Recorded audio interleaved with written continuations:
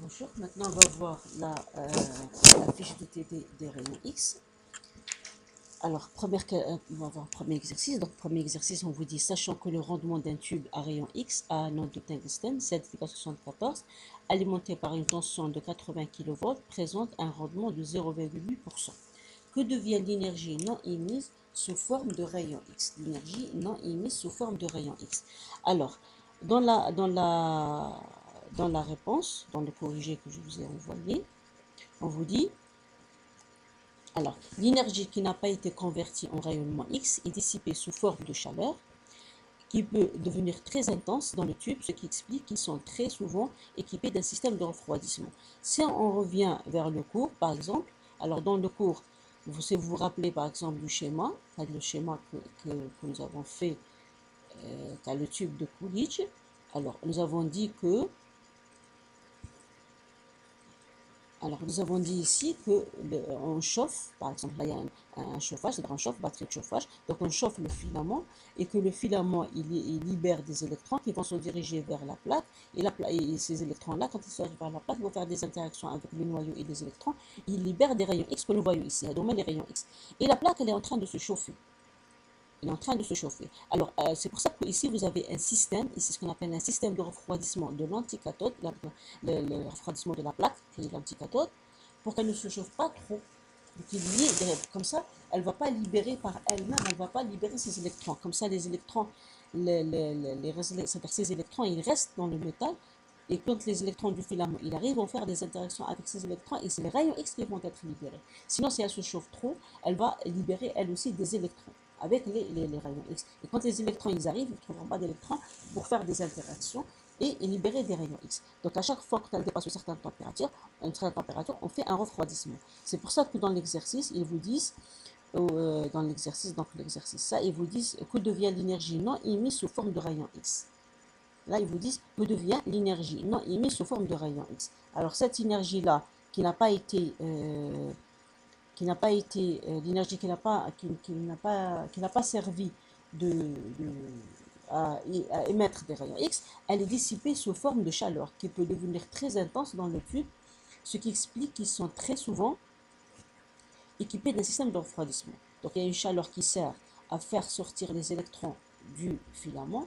L'autre, on va utiliser un système de refroidissement pour qu'elle ne fait pas chauffer le système, c'est-à-dire qu'elle ne fait pas chauffer le métal. Parce qu'elle sert à chauffer, le système il va se chauffer en entier, le tube en entier. Alors après on vous dit, alors dans la deuxième question, qu'est-ce qu'on nous dit on vous dit, si on substitue l'anode de tungstène par une anode de plomb, qui est Z82, sous quelle tension doit-on alimenter le tube pour obtenir le même rendement? D'accord. Donc on fait d'abord la première formule. Donc, on a pour le tungstène, non, on a pour le ici. Donc on a pour le tungstène, le rendement est égal à K fois Z fois U. La formule, vous l'avez vue en cours, elle est là. Donc la formule qui a le rendement, la dernière page.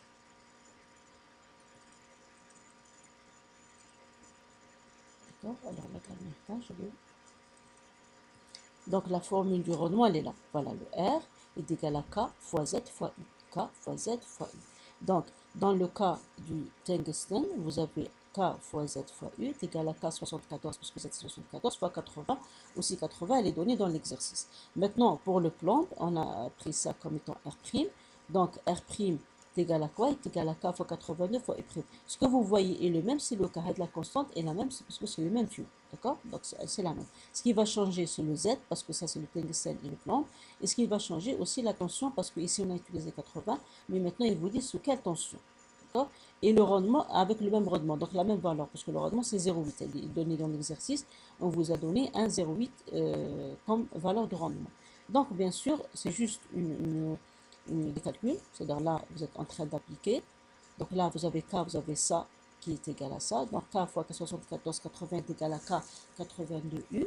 Donc, bien U', parce que c'est celle du plomb. Donc U' c'est K 74, et ainsi de suite. Vous trouvez 72,2 kV. Ça, c'est la tension qu'on doit utiliser si on va avoir le même rendement dans le cas du plomb que celui dans le cas du tungstène. Alors, ils vous disent, est-ce qu'on peut utiliser dans l'exercice, ils vous disent, est-ce qu'on peut utiliser En pratique, on n'utilise pas le plomb. Pourquoi? Parce que le plomb, généralement, sa température de fusion est trop basse. D'accord? Alors, on n'utilise pas le plomb, car sa température de fusion est trop basse, compte tenu des températures atteintes dans le tube. Donc, la température, elle est trop basse. Donc, les températures atteintes dans le tube, ils vont influencer. Si jamais on utilise une plaque, le plomb, il part, c'est-à-dire la plaque, elle est du plomb. La plaque, l'anode, ce qu'on a appelé l'anticathode, elle est du plomb. Est-ce qu'elle peut être du plomb? On dit non, parce que le plomb, sa température de fusion est trop faible, donc il va être gagné par la température de chauffage. Et là, on n'aura pas suffisamment de photons. Ça, c'est l'exercice 1. Maintenant, l'exercice 2. Alors, dans l'exercice 2, on nous dit, alors l'exercice 2, on nous dit un tube de rayon X présente un courant de saturation de 40 mA pour une tension d'alimentation de 60 kV. Donc, ils sont en train de parler à peu près de ça, donc, du schéma, si on peut voir le schéma. Donc, ils sont en train de parler de ça. Là, on va utiliser une valeur de 60, ce qui veut dire la valeur de 60 kV ici, là, différence de potentiel, c'est-à-dire, et la batterie de chauffage, donc le courant, comme vous voyez ici, l'intensité du courant, elle va être 40 mA. Donc l'intensité 40 mA, la tension ici c'est 60 kV. Alors il vous dit ça, donc là c'est des données. Calculez la longueur d'onde lambda 0 des photons émis les plus énergétiques. Donc lambda 0 c'est la longueur d'onde minimale. Que vaut lambda m qui est la longueur d'onde moyenne? Donc là, il suffit de remplacer. Alors les données c'est ça, I est égal à 40 mA, U est égal à 60 kV, E est égal à E fois U, c'est la formule qu'on connaît. Ça c'est l'énergie qui est égale le champ fois le potentiel. La charge, pardon, qui est égale la charge fois le potentiel. Donc la charge c'est 1,602 10 plus 19 coulombs. Un électronvolt c'est 1,602 fois 10 plus 19 joules. Parce que ça, on va les utiliser pour convertir. Donc E c'est quoi? C'est E fois U. Alors, il vous demande de calculer la longueur d'onde. Regardez, ça c'est la formule de la longueur d'onde. Ça c'est la formule de la longueur d'onde qu'on avait vu en cours. On l'a vu en cours comme étant la première formule, je pense. Là. Dans le cas de la relation Bond et Hunt, donc on avait vu ça, elle est là. Et après, je vous ai dit, il suffit de remplacer H et C par leur valeur en électronvolts, vous trouverez 12 400. 12 400. Donc, moi, c'est ce qu'ils ont fait là. Ils ont pris ils ont addé la formule, donc il fallait calculer l'énergie. Pour calculer l'énergie, ils mettent E fois U, ça c'est la valeur de l'énergie, ou la formule pour calculer l'énergie. Donc, ils remplacent la charge, multiplié par 70 puissance 3 parce que c'est kilovolts. Et là, vous trouvez la valeur en joules et après en électronvolts. Vous avez remarqué que mon électronvolt, elle ressemble à ça, donc la kilovolt. Pourquoi? Parce qu'on a multiplié par la charge et en convertissant en électronvolt, vous divisez par la charge. C'est comme si vous êtes en train de garder la même valeur. Là, parce que vous avez multiplié par la charge, vous trouvez le résultat en joules. Pour aller vers l'électronvolt, vous divisez par la charge parce que c'est un électronvolt qui est égal à 1,602 fois 10 puissance 19. Donc vous divisez par ça, vous retrouvez donc le même résultat. C'est comme si vous avez pris 60 kV. Donc ça, c'est la valeur de l'énergie en électronvolts. Après calcul, et remplace donc la valeur de l'énergie. Vous trouvez ce résultat.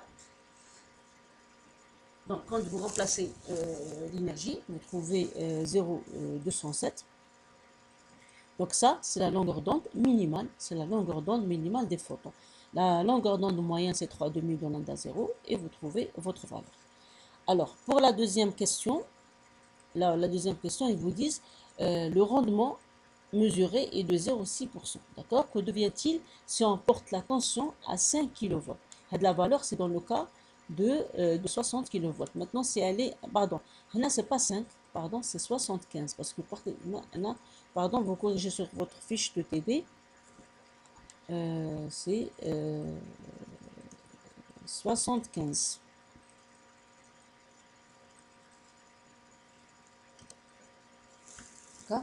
Je répète, donc vous corrigez si on porte la tension à 75 kV. D'accord, alors, voilà, et donc là, on va calculer dans le cas 75. Alors, d'abord, le rendement dans le cas de 60 est égal à K fois Z fois 60, parce que ça, c'est la formule du rendement, c'est 0,6%. Et dans le cas de 75, ça va être K fois Z fois 75. Pour calculer ce rendement, il me faut K fois Z, parce que je n'ai pas K et je n'ai pas Z. Parce que là, bon, là, ils gardent le même métal, ils n'ont pas changé de métal. Essentiellement, ils ont changé la valeur de la tension. La différence de potentiel, ils ont changé, il y en a 60, il y en a 75. Donc, ils veulent calculer le rendement. Comment je fais? Donc, la valeur de K et Z qui n'a pas changé, je la déduis de la première valeur.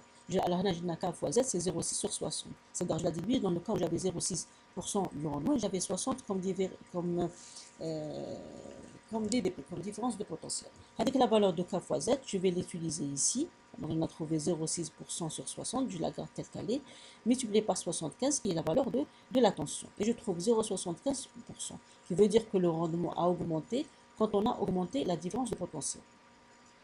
Il a augmenté quand on a augmenté la différence de potentiel. Maintenant, la deuxième question, voilà la troisième question. Ils vous disent le tube fonctionne pendant 0,6 secondes à cette dernière tension, il y a 75. Calculez l'énergie reçue par l'anode sous forme d'énergie cinétique et l'énergie émise en rayon X dans le spectre continu et l'énergie transformée en chaleur dans l'anode. Alors, calculer l'énergie reçue par l'anode sous forme d'énergie cinétique.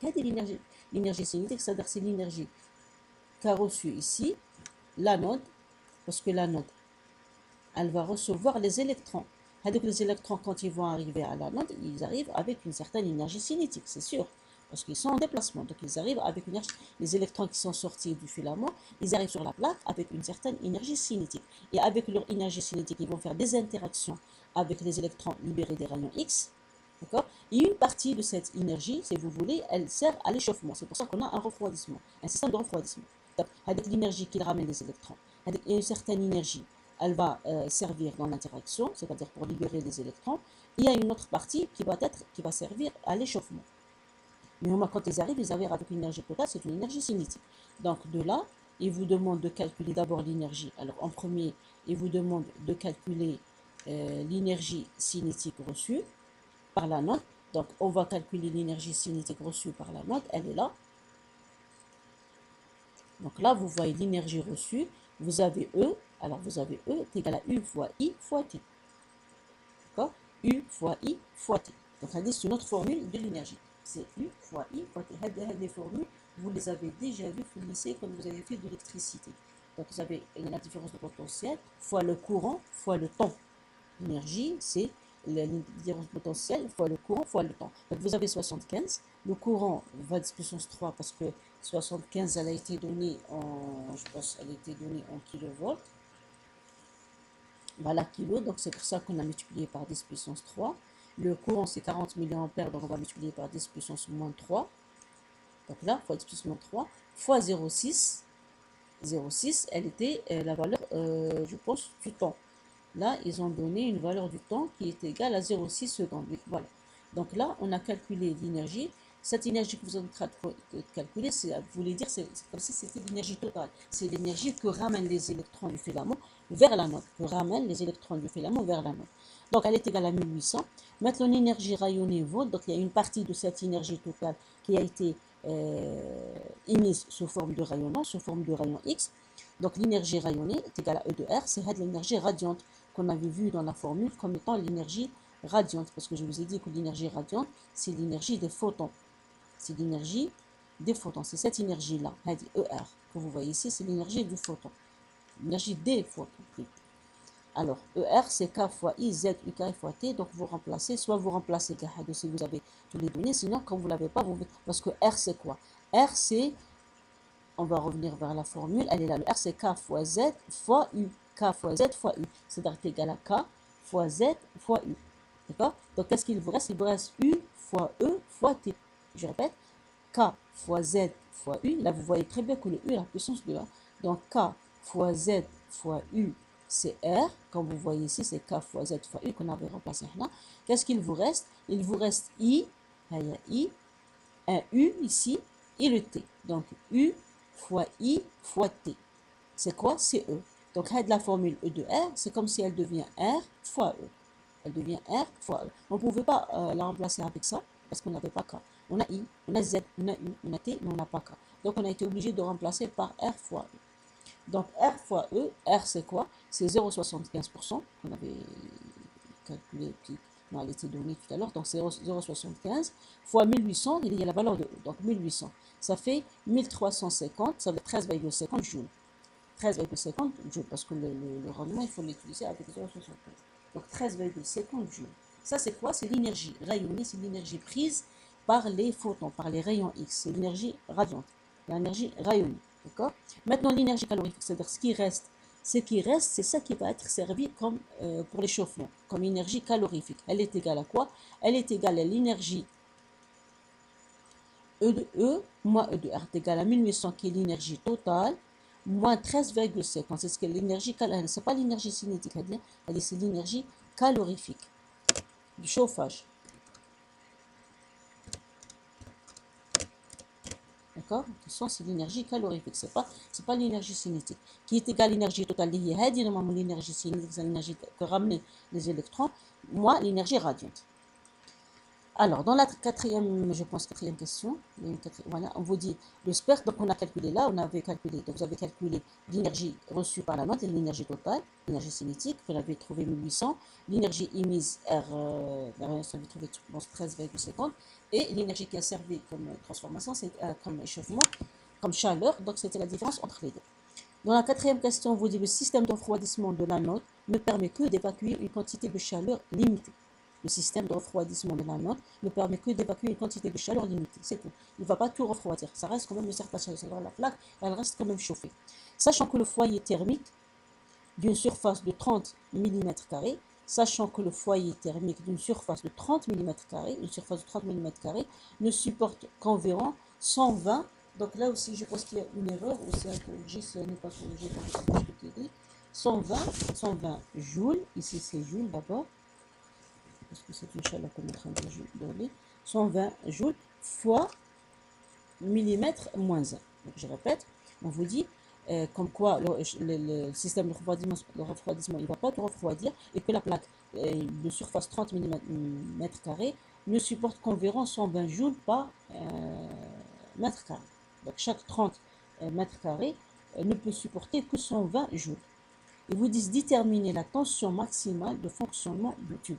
La tension maximale du fonctionnement du tube. Alors la tension, c'est d'abord, on vous dit, en supposant que toute l'énergie calorifique est concentrée sur la note, c'est comme s'il n'y a que la note qui a été chauffée, la quantité de chaleur maximale qui peut être, supportée, donc elle vaut déjà 120 fois 30, parce que pour chaque 30 mètres carrés, on a 120. D'accord? Donc là, on va calculer l'énergie totale, c'est-à-dire pour chaque 1 mètre carré, on a regardé la valeur, pardon, pour chaque mètre, on vous dit, ne supporte qu'environ 120 joules par mètre carré. 120 joules par mètre carré. Donc on va calculer le total. On multiplie 120 fois 30. Après, on vous dit, comme E est égal à U fois I fois T, donc là, parce qu'on sait déjà l'énergie, on avait déjà vu cette formule, U fois I fois T, donc U est égal à E sur I fois T, et là, on remplace I, on l'a, T, on l'a aussi, bon, la formule E, on l'a calculée, l'énergie E, on l'a calculée, on trouve. Ça, c'est quoi? Ça, c'est la tension qu'il faut donner, c'est-à-dire il parle de ça, il parle de la tension qu'il faut mettre entre les deux bornes du tube de Coolidge. Pardon, pardon. Oui, alors, non, c'est-à-dire il parle de ça, il parle de cette tension. La tension qu'il faut mettre ici, là, la tension qu'il faut mettre ici, d'accord, pour avoir une énergie, pour avoir cette énergie. Donc c'est la tension qu'il faut pour avoir cette énergie, pour calculer l'énergie maximale que peut supporter, si vous voulez, la plaque. Pour supporter les 3600, il lui faut une tension de 150 kV. Maintenant, on vous dit la tension, alors, la question d'après. Quelle est alors la longueur d'onde minimale du rayonnement que peut produire le tube? La longueur minimale correspond à l'énergie maximale. Donc, toujours avec lambda 0 est égal à 12400 sur E. Hadi E, ça ne veut pas dire qu'ils ont utilisé ça, attention. Ils n'ont pas utilisé ça. Ils ont utilisé E. Et E, elle est égale à quoi? E, elle est égale à E fois U. Regardez, ils ont utilisé à peu près ça. E fois U. E multiplié par 150, c'est-à-dire la charge, multiplié par 150 fois 10 puissance 3, je parle de 150 de la valeur qu'on avait trouvée, vous allez trouver une certaine valeur en joules. En joules, quand vous la convertissez en électrons, vous trouvez 150. C'est qui met le cas, qui met le cas. Là, c'était 60 kV, la tension. Quand on a calculé l'énergie de E fois U, on a multiplié, finalement on a trouvé c'est-à-dire la valeur de la tension en kilovolts, qui est la valeur de l'énergie en électrons. D'accord. Donc là, ça ne veut pas dire qu'ils ont utilisé, ne dites pas qu'ils ont changé la formule. Ne croyez pas qu'ils ont changé la formule en utilisant le volt. Non, ils ont utilisé l'énergie. C'est-à-dire l'énergie, ils ont calculé, ils ont mis la charge, ils ont mis E fois U. D'accord.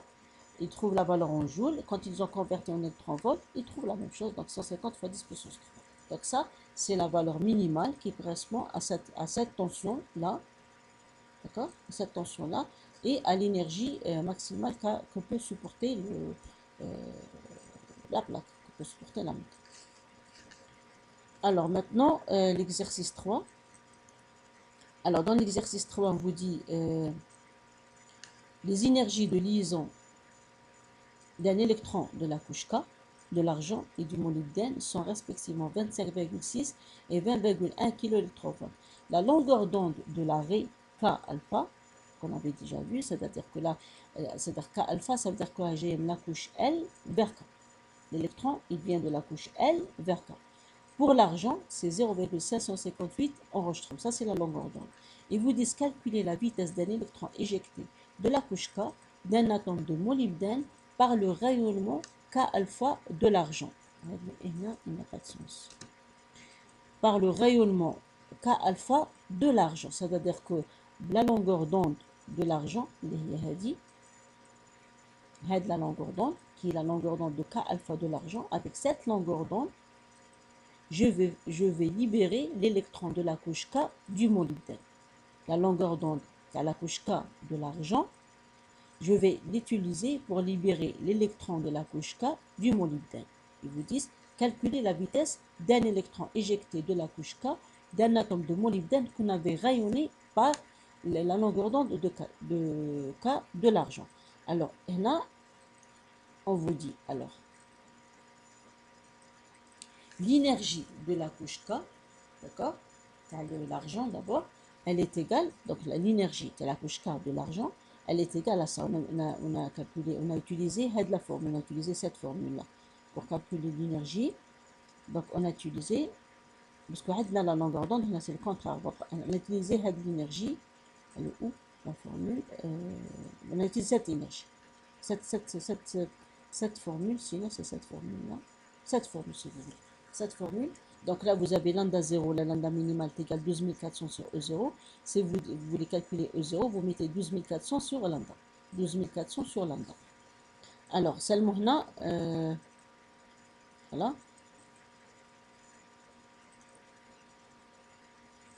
12,4, ils ont pris les choses en kilo-électron-volt. Hein, 12,4, mais ils n'ont pas pris en électron-volt, ils l'ont pris en kilo-électron-volt. C'est tout. Sinon, si vous voulez électron-volt, vous mettez 12400. Ils ont divisé par la longueur d'onde, ils ont trouvé cette énergie. Donc, cette énergie, c'est quoi? C'est l'énergie de la couche K, de l'arrêt K, pardon, de l'argent, avec laquelle on veut libérer l'électron de la couche K d'un atome. Donc là, on vous dit, il faut 20,K kilo-électron-volt pour éjecter un électron K d'un atome de molybdène. D'accord? Mais ça, on a cette énergie. On a toute cette énergie qui est l'énergie de la couche K de l'argent, avec laquelle on va libérer un électron de la couche K du molybdène. Et là, l'électron de la couche K du molybdène, il lui faut une énergie 20,1. Ça veut dire l'excès, le plus, il va servir à quoi? Il va servir l'électron comme énergie cinétique. Avec l'électron de la couche K du molybdène, il va prendre 20,4 pour se libérer, parce qu'il lui faut 20,4, il dit 22,1. Et ce qu'il reste, il va l'utiliser comme énergie cinétique. Alors, ils vous disent, l'excédent d'énergie est emporté par l'électron éjecté sous forme d'énergie cinétique, soit 1 demi de 1V carré est égal à 22,1 moins 20,1. C'est l'énergie à l'électron dans la couche K du molybdène, c'est l'énergie que nous avons à la longueur d'onde qu'on va utiliser. Donc, il y a un excès. Avec l'excès, il dit l'électron comme énergie cinétique. Donc là, vous avez un demi de 1 V carré égale la différence entre les deux énergies. D'accord? Et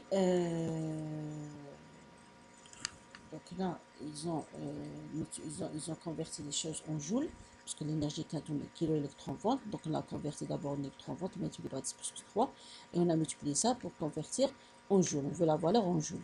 Donc une fois là, vous avez bien sûr V est égal à quoi? Est égal à 2 fois tout ça sur M racine, parce que la vitesse n'a au carré. Donc là, je suis sûr que vous êtes capable de le faire. Il trouve une vitesse de 2,72 fois 10 puissance 7 mètres par seconde. La deuxième question, ils vous disent, est-il possible d'observer des raies caractéristiques de l'argent, des raies, c'est-à-dire que ce soit de K alpha ou la K bêta, ou la K alpha ou la K oui, bêta ou gamma, en soumettant ces atomes au rayonnement K alpha. Est-ce que c'est possible? Le rayonnement, c'est-à-dire maintenant ils vous disent le contraire. Est-ce que c'est possible? Le rayonnement de K alpha du molybdène, on peut libérer un des électrons de l'argent, que ce soit l'électron de la couche K ou l'électron de la couche L ou l'électron de la couche M. Est-ce que c'est possible? De l'énergie de la couche K du molybdène, on peut libérer un électron une des couches de l'argent. Bien sûr, c'est pas possible parce que l'énergie, le molybdène, elle est faible, elle est 20,1. Maintenant, on voit déjà la couche K, l'argent, elle est 25,6. Donc là, c'est pas possible. Elle est faible, elle ne pourra pas libérer les électrons de la couche K déjà, qu'elle ne pourra pas les libérer, donc elle ne pourra pas libérer les autres électrons. Donc là, on vous dit l'énergie d'un photon K alpha du molybdène étant inférieure à l'énergie de liaison d'un électron K de l'argent. On n'observera aucune règle. Donc il n'y a pas possibilité d'utiliser le molybdène pour l'argent. Alors, l'exercice 4 maintenant. Alors, l'exercice 4, on vous dit dans l'exercice 4, le spectre continu, l'image on a déjà vu, le spectre continu en énergie d'un rayonnement X émis par un tube de Coulomb est représenté par la figure ci-dessous. Je vous ai dit la variation, les variations du rayonnement, la variation du flux des rayons X en fonction de l'énergie. Je vous ai dit au début, on n'a rien, et après la création de photons, leur nombre commence à augmenter en fonction de leur énergie. D'accord? Et d'un seul coup, on a la valeur maximale, c'est-à-dire le maximum possible de rayonnement. Après ça, il commence à diminuer parce qu'il n'y a plus d'électrons qui vont arriver du filament vers la note et libérer des rayonnements. Donc, il va diminuer leur nombre jusqu'à ce qu'il n'y ait pas de création de rayonnement. Il n'y a plus de création de rayonnement. Et là, vous avez l'énergie maximale. C'est-à-dire on a tous les rayonnements possibles. La sommation de leur énergie, c'est ça l'énergie maximale.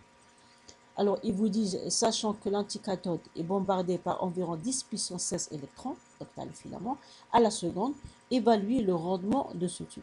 Alors, il y a une façon, c'est une nouvelle façon, c'est une façon de calculer. Là, ils vous disent, alors le rendement d'abord du tube de Coulomb s'écrit comme suite, la puissance rayonnée par le tube, il y a la puissance dans les rayons X, sur la puissance totale électrique qu'on lui a fournie. Là, on lui a donné une certaine puissance pour voir les rayons X. Bon, là, vous voyez phi sur pi, donc c'est une nouvelle représentation, mais c'est pas grave. Vous pouvez appeler ça comme vous voulez. L'essentiel, c'est que P, P, la puissance qu'on lui a donnée, la puissance qu'on lui a donnée, elle est égale à U, il y a la différence de potentiel fois le courant. C'est l'esthéta. L'esthéta, vous avez l'habitude de faire au lycée, donc c'est la puissance qu'on a donnée, elle est égale à la différence de potentiel qu'on a donnée aussi, fois le courant. Et là, c'est le rayonnement qu'il va nous donner, lui, il va nous donner le type de Coolidge à travers les rayons X. Alors, la puissance rayonnée fait, en général, on appelait ça E de R. C'est-à-dire, on appelait, si vous vous rappelez, c'était E de R. E de R. Donc là, ils vous disent la puissance rayonnée. Donc la puissance E de R, c'était l'énergie, mais il parle de la puissance rayonnée, c'est-à-dire la puissance des rayons X. Ce déduit du spectre continu en énergie, elle est égale à la surface du triangle. Alors, Hadi, pardon, c'est pas le E de R, c'est la puissance, c'est pas l'énergie. Donc là, l'énergie. Alors, le rayonnement, regardez, le rayonnement, pardon, le rendement, là, on l'a vu, je pense, on l'a vu en énergie. Je pense qu'on a vu le rendement, on l'a vu en énergie. Le rendement, c'est toujours le rapport. Non, on a vu en puissance, donc c'est bon. Donc on l'a vu soit en puissance, on l'a vu en puissance parce que soit vous prenez l'énergie, le rendement, vous pouvez le calculer aussi, l'énergie donnée par le tube sur l'énergie qu'on lui donne là. Si vous prenez la puissance donnée par le tube, donc vous prenez là aussi la puissance totale. Donc, là, cette puissance rayonnée, la puissance rayonnée, là, vous n'avez pas les valeurs qu'il faut. Vous n'avez pas assez de données pour la calculer. Parce que regardez, la puissance, elle est égale à K fois I fois Z fois U carré. Vous n'avez ni la valeur de U, ni la valeur de I. Donc, je revois l'exercice ici. Oui, vous n'avez ni la valeur de U, ni la valeur de I, ni la valeur de K, ni la valeur de Z. Donc, on n'avait pas un moyen de la calculer. Alors, comment vous allez la calculer? Vous allez prendre la surface. Had la surface, là, le triangle. Had le triangle que vous voyez ici. Sa surface, elle présente la puissance. La surface, le triangle que vous voyez ici, had la surface, elle présente le triangle. D'accord? Et c'est comme ça qu'on va calculer la puissance rayonnée. Et la surface d'un triangle, c'est 1,5 fois le côté sur l'adjacent, c'est-à-dire l'opposant sur l'adjacent. Alors vous avez, regardez ici, vous avez had le côté, voilà. Vous avez had le côté, hada est égal à 80, ou hada est égal à 0,1. Ça c'est 0,1 et ça c'est 80. C'est ça la surface d'un triangle. D'accord? Si vous revoyez la géométrie d'un triangle, vous allez trouver que c'est ça la surface d'un triangle. Donc vous avez la surface d'un triangle qui représente la puissance rayonnée. Qui représente la puissance rayonnée. C'est égal à 1,5 fois 0,1 fois 80 est égal à 4 watts. Et après, ils ont calculé, alors la DDPU peut se déduire de la relation qui la lie à l'énergie maximale des particules, X soit, donc vous savez que l'énergie maximale est égale à E fois U, U est égal à l'énergie maximale sur E, de la formule, on l'a déjà vu. Donc, la charge maximale gelée, donc c'est 80. Et la charge, on la remplace par sa valeur, 1,6 fois 10 plus moins 19. Donc, vous allez trouver 80 kV. Ça, donc là, vous avez calculé U. Vous êtes en train de calculer U. Maintenant, comment calculer l'intensité? Shidda, l'intensité est égale à quoi? Est égale à la charge sur le temps. Est égale à la charge de l'électricité, la charge des électrons sur le temps. La charge des électrons est égale à quoi? Est égale au nombre d'électrons, 10 puissance 16, fois la charge d'un électron. Le nombre d'électrons fois la charge d'un électron sur le temps qui était une seconde. Donc là, quand vous remplacez, vous trouvez 1,6 fois 10 plus moins 3. Et maintenant, vous calculez la valeur de la puissance P, c'est-à-dire la valeur de la puissance qu'on lui a donnée là, égal à U fois I, égal à 80 fois 10 puissance 3, 1,6 fois 10 puissance 3, qui est la valeur de I. Vous trouvez la puissance 128 watts. Et là, vous pouvez calculer le rendement qui est égal à quoi? Qui est égal à la puissance rayonnée sur la puissance totale. Il y a 4 sur 128. D'accord? Bon, je sais que l'idée de la surface de la triangle, vous n'avez pas l'habitude de ça. D'accord? Là, c'est une nouvelle donnée. Donc, on vous donne une autre façon de calculer les choses quand on n'a pas les données. Alors, dans la deuxième question, on vous dit quoi? On vous dit quelles sont les limites en longueur d'onde de ce rayonnement. Les limites en longueur d'onde de ce rayonnement. Bon, elle est simple à calculer. Donc là, les limites en longueur d'onde du rayonnement se déduisent de celles en énergie, du spectre continu en énergie. Alors, au début, vous n'aviez encore aucun rayonnement, c'est-à-dire l'énergie quinte minimale, quinte zéro, parce que je n'avais absolument rien du tout. Je sais que l'énergie minimale correspond à une longueur d'onde maximale. La longueur d'onde maximale, c'est Hc sur E minimal. Comme là, c'est 0, donc elle va être égale à l'infini. Donc, la longueur d'onde maximale, c'est l'infini.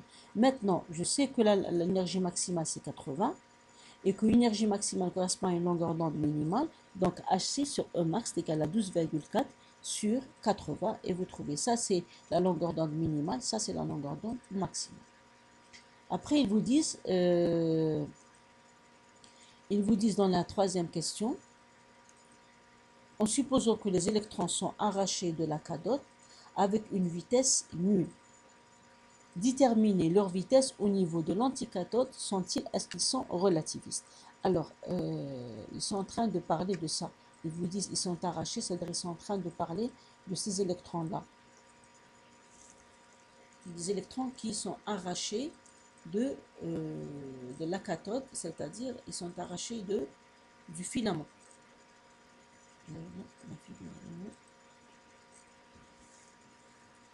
Ils sont en train de parler de ça. Les électrons, quand ils sortent, quand ils sont sur le filament, ils ont une énergie cinétique. C'est quand ils sortent qu'ils commencent à acquérir une certaine énergie cinétique qui leur permet de se déplacer et à arriver jusqu'à l'anticathode. Donc la cathode, ils sont en train de parler de ça. Ça, c'est la cathode, ça, c'est l'anode. Ça, c'est l'anode ou l'anticathode. D'accord? Donc ici, ils avaient une vitesse nulle. Il y a une énergie cinétique nulle. D'accord? Donc la question est Ils vous disent, en supposant que les électrons sont arrachés de la cathode avec une vitesse nulle, déterminez leur vitesse quand ils arrivent au niveau de l'anticathode. Donc là, quand ils sont là, ils ont une vitesse nulle, là, une énergie cinétique nulle. Quand ils arrivent là, ils vous demandent de calculer leur vitesse quand ils sont sur l'anticathode.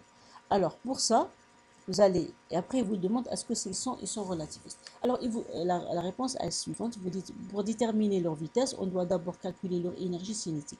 Le théorème de l'énergie cinétique appliquée à un électron entre la cathode et l'anticathode, il s'écrit. Donc, l'énergie cinétique, l'anticathode, moi, l'énergie cinétique au niveau de, ça c'est pas la note, ça c'est au niveau de la cathode. Parce que l'anticathode, c'est la note. Donc, ça c'est, pardon, ça c'est la cathode. Au niveau de la au niveau de la cathode. Voilà, au niveau de la cathode. Donc de l'anticathode à la cathode. L'anticathode, c'est le filament. La cathode, pardon, c'est le filament. L'anticathode, c'est la plaque. Donc là, vous mettez l'énergie cinétique, l'énergie d'arrivée, l'énergie finale, moins l'énergie initiale. C'est égal à E fois U. Parce que qu'est-ce qu'il fait déplacer les électrons du filament jusqu'à la plaque? C'est ce potentiel que nous avons appliqué.